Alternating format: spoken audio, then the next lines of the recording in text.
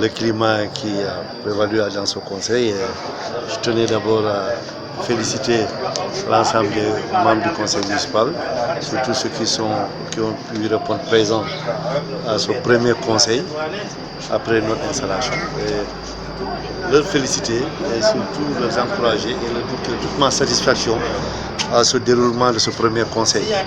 Vous-même, vous avez constaté qu'on n'a pas constaté qu'il y a opposition et majorité.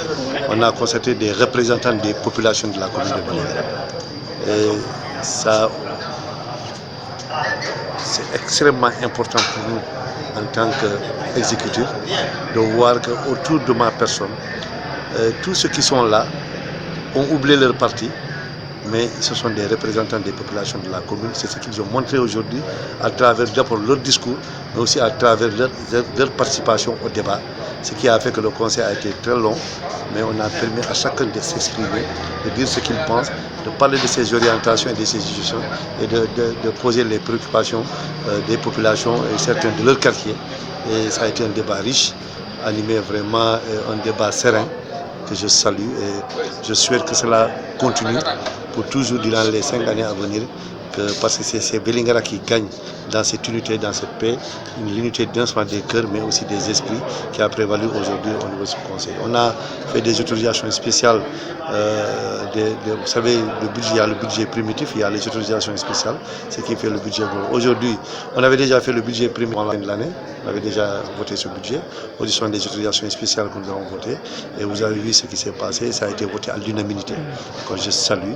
Donc nous tâcherons vraiment ensemble à mettre en place ces commissions, que chacun puisse apporter sa partition, sa contribution au développement de cette commune, parce que c'est ça qui est plus important, c'est ce qui nous a amené ici et aussi c'est ce qu'il nous faut, avoir un comportement exemplaire que je salue déjà, le comportement des membres du conseil municipal, des conseillers, surtout les plus jeunes, qui ont donné le bon exemple.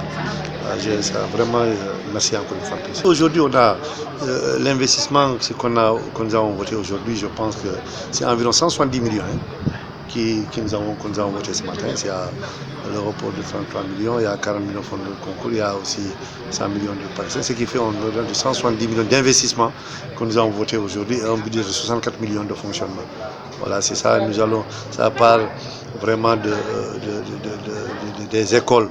Et surtout, nous avons mis des écoles pour réhabiliter les écoles, clôturer l'école 7 pour sécuriser les enfants, réhabiliter l'école Thierno Moustapha Bari, qui est terminée la gare routière, l'électricité déjà, qui est l'extension du réseau électrique, le pavillon d'hospitalisation, aussi la clôture des cimetières, tout cela, vraiment globalement pour de toute ma satisfaction.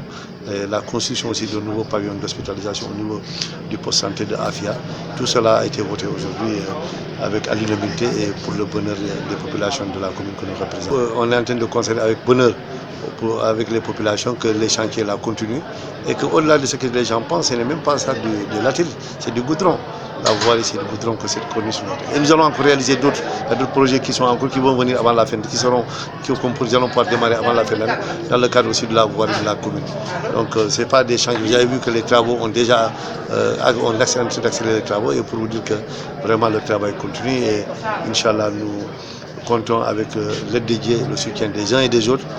Félicitez-vous la presse, vous encouragez, vous tendre la main pour que vous nous accompagniez. Vous avez vu certains opposants aujourd'hui ont parlé de manque de communication parce qu'ils ne connaissaient pas, ils ne savaient pas tout ce qu'on a dit.